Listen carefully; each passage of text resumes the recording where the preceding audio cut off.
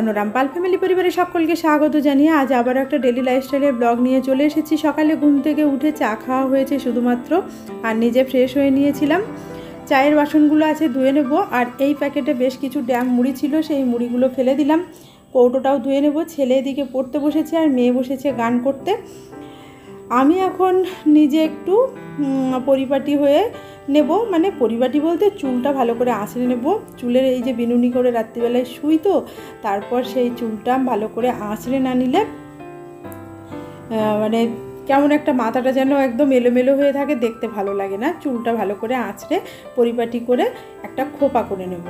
অনেক কাজ বাকি আছে। আজকে ব্লগটা শুরু করেছি অনেক দেরিতে। আজকে হচ্ছে জন্মাষ্টমীর পরের দিনের যে রবিবার, সেই রবিবারের ব্লগটা আমি শেয়ার করছি। আজকের ব্লগটা একটু বড় হয়ে গেছে, ধৈর্য ধরে একটু দেখে নেবেন, ভালো লাগবে। দেখবেন শেষের দিকে বেশ ভালো কিছু জিনিস আছে যেগুলো দেখতে ভালো লাগবে। আমি আজ সারাদিনে কি করেছি সেটাই আপনাদের সঙ্গে শেয়ার করব। সানডে স্পেশাল ব্লগ বলে কথা, অনেক কিছু তো থাকবেই। তবে চুলটা আঁচড়ে নিয়ে চিরুনিটা পরিষ্কার করে যে চুলটা চিরুনির সঙ্গে লেগেছিল সেটাই কৌটোতে রেখে দিলাম। এর কারণ হচ্ছে ঘরে ফেলে দিলে তো ঘরের চুলে ভর্তি হবে। আমি এই কৌটোটাতেই চুল আঁচড়ে বরাবর রাখি, আজকেও রেখে দিলাম। এবার বিছানাটা গুছিয়ে নিচ্ছি। আমার মেয়ে বিছানা প্রতিদিন গোছায়, তবে আজকেও গোছাতে চেয়েছিল। আমি বললাম তুমি গান করতে বসো, আমি বিছানা গুছিয়ে দিচ্ছি। তাই বিছানাটা আজকে আমি গুছাচ্ছি। না হলে মেয়ে শেষে ঘুম থেকে ওঠে, মেয়েই বিছানা গুছিয়ে নেয়।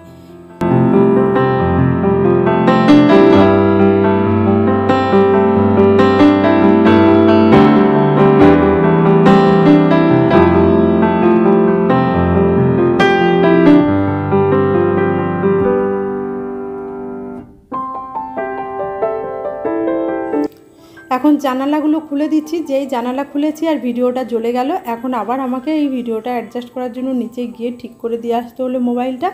তারপর বিছানাটা খুব সুন্দর করে গুছিয়ে পরিপাটি করে ঝাঁট দিয়ে নিলাম। তারপর বিছানা ঝেড়ে নিচটাও ঝাঁট দিয়ে নিয়েছিলাম, সেটা ভিডিওতে দেখানো হয়নি আর কি।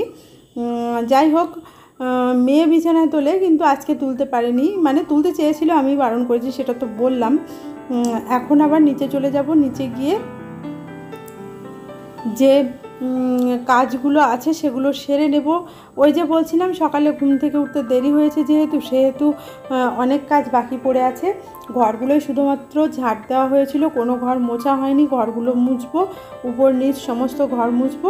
আর আজকে যেহেতু রবিবার, আবার তার সঙ্গে শ্রাবণ মাসের সংক্রান্তির দিন মনসা পুজো, সেই কারণে আমাদের বাড়িতে আজকে নিরামিষ রান্না হবে। নিরামিষের মধ্যে আবার ছ্যাঁকছুক করে ভেজে ভুজে তরকারি রান্না করা যাবে না, সেদ্ধ তরকারি আর ভাত রান্না করব।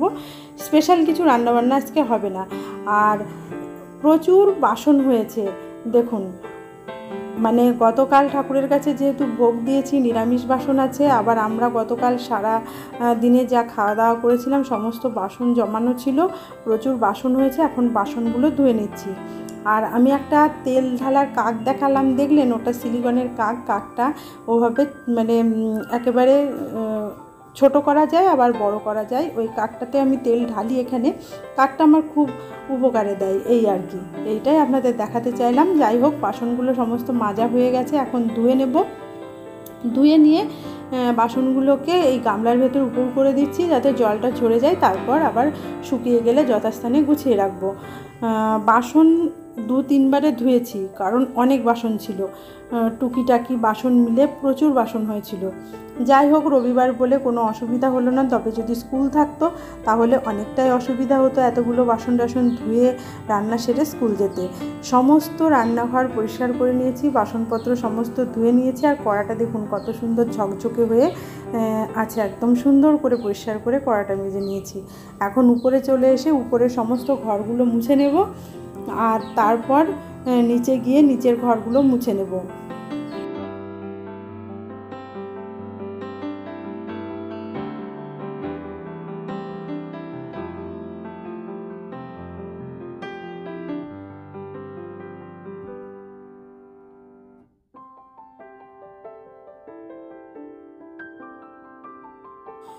উপর নিচে সমস্ত ঘরদোর মুছে নিয়েছি।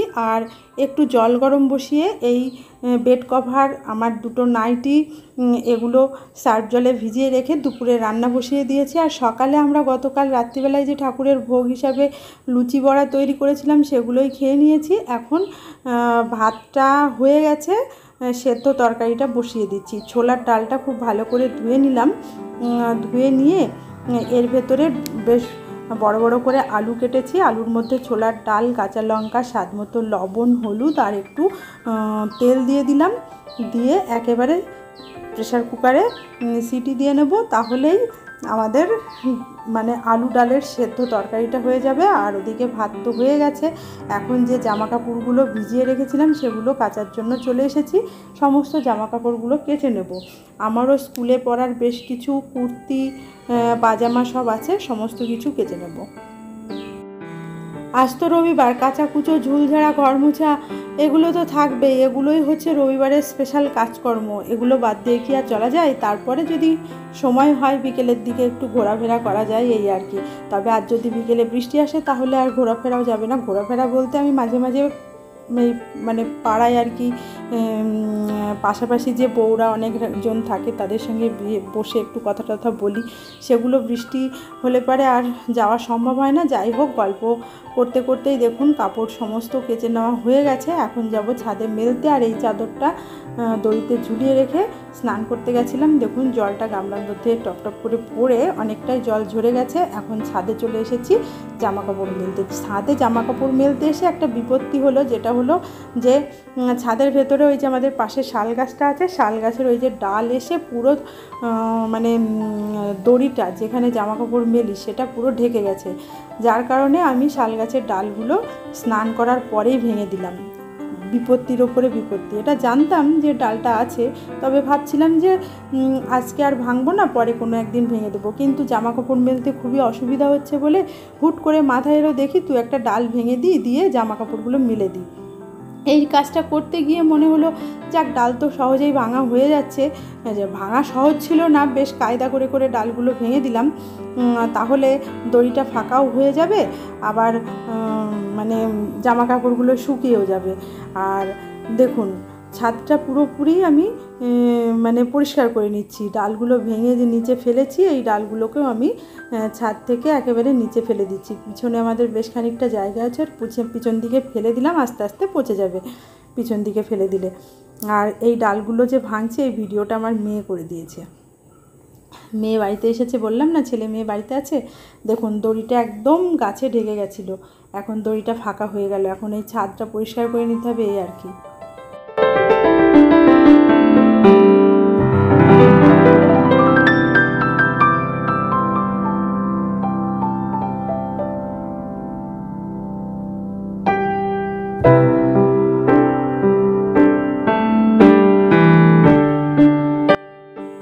দেখলেন তো কিভাবে ছাদটা পরিষ্কার করে নিলাম। তারপর আবার জামা কাপড়গুলো মেলে দিচ্ছি। দুটো চাদর পাশাপাশি মেলে দিলাম এই লম্বা বড় দড়িটায়। আর বালতির ভেতরে যে ছোট ছোট জামা কাপড়গুলো গেঁচেছিলাম সেগুলো ওই পাশের দড়িটাই মেলে দিচ্ছি।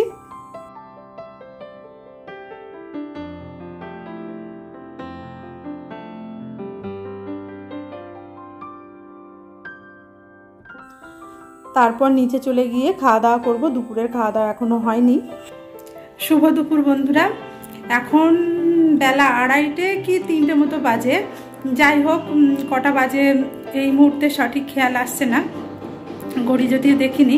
এখন একেবারে স্নান সেরে ফ্রেশ হয়ে মাথা আঁচড়ে চুল আঁচড়ে সিঁদুর পরে একদম পারফেক্টভাবে রেডি হয়ে গেছি, ফ্রেশ হয়ে গেছি, স্নান সেরে এসেছি। এখন খাওয়া দাওয়া করবো দুপুরের।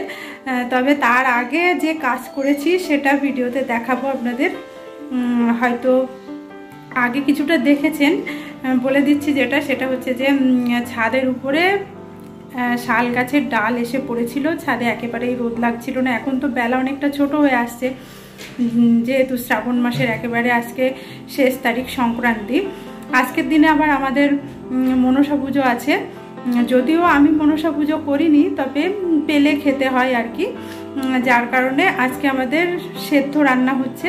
ভাত করেছি আর প্রেসার কুকারের মধ্যে ডাল, আলু, কাঁচা লবণ, হলুদ, লঙ্কা দিয়ে সেদ্ধ করে নিয়েছি, মানে মোটামুটি একটু ঘুগনির মতো হবে খেতে। ওটা দিয়েই আমাদের আজকে দুপুরের খাওয়া দাওয়া হবে। তাহলে লাঞ্চ সেরে নেওয়ার পর আবার আপনাদের সঙ্গে দেখা হচ্ছে।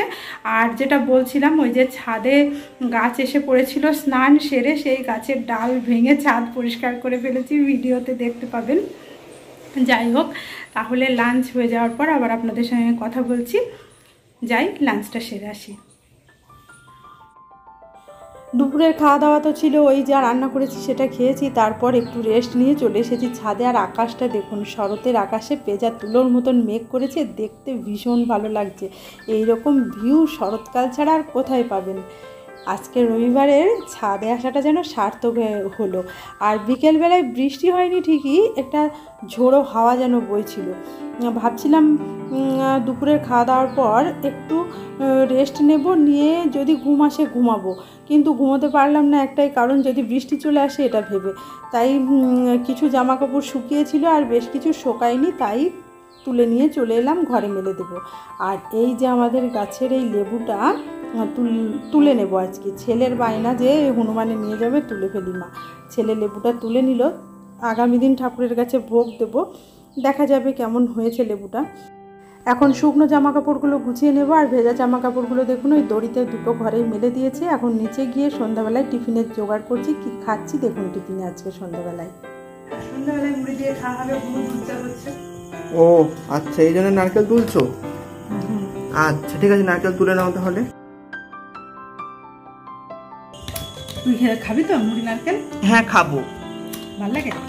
ভালো লাগে। বুনু বললো মা নারকেলটা তোলো। দে ঢাল।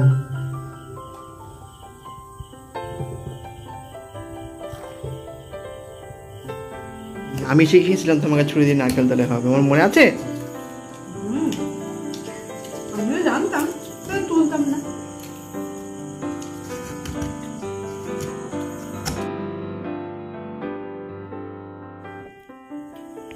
খা, স্বাদ খেতে ভালো।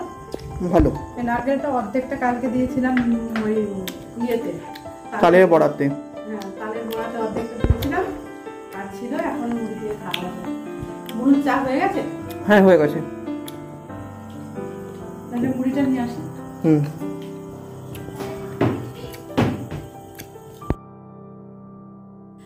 আজকে সন্ধ্যাবেলায় হয়েছিল দুধ চা, মুড়ি, নারকেল, আর এদিকে ছিল চানাচুর, আবার পাঁপড় ছিল, আলুর পাঁপড়। এই দিয়ে সন্ধ্যাবেলা টিফিনটা সেরে নিয়েছিলাম আমরা সবাই মিলে।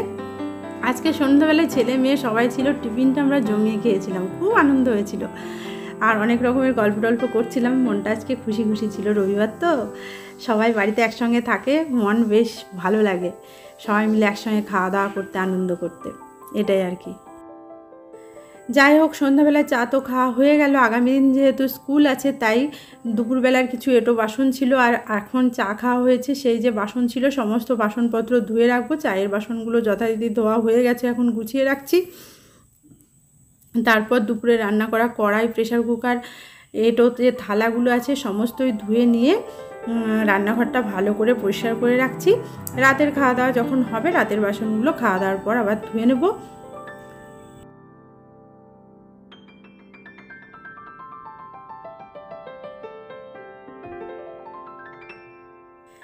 এখন রাতের খাওয়া দাওয়া সেরে নাইটিটা পাল্টে চলে এসেছি উপরে। চুলটা আঁচড়ে বিনুনি গেঁথে চুলে গার্ডার লাগিয়ে তারপর শোবো। একটু পায়চারি করে হেঁটে নেব, কারণ খাওয়ার পরে সঙ্গে সঙ্গে শুতে আমার ভালো লাগে না, শোয়া উচিত নয়। আর এঁটো কাটা ধোয়ার পরে সেই নাইটি না ছেড়ে আমি বিছানায় গিয়ে ঘুমাতে পারি না। প্রতিদিন যেদিনই আমি রাত্রিবেলায় বাসন ধুই, সেদিনই নাইটিটা চেঞ্জ করে নিই। কাঁচা নাইটি পরে নিজেকে বেশ ফ্রেশ লাগে, আর ঘুমোতেও যেন ভালো লাগে। তাহলে আজকের ব্লগটি এখানেই শেষ করছি। কেমন হলো কমেন্ট করে জানাবেন। সানডে স্পেশাল ব্লগটি ভালো লাগলে পাল ফ্যামিলি চ্যানেলটি সাবস্ক্রাইব করে সাপোর্ট করার অনুরোধ জানালাম। ভিডিওটি দেখার জন্য সকলকে জানাই ধন্যবাদ।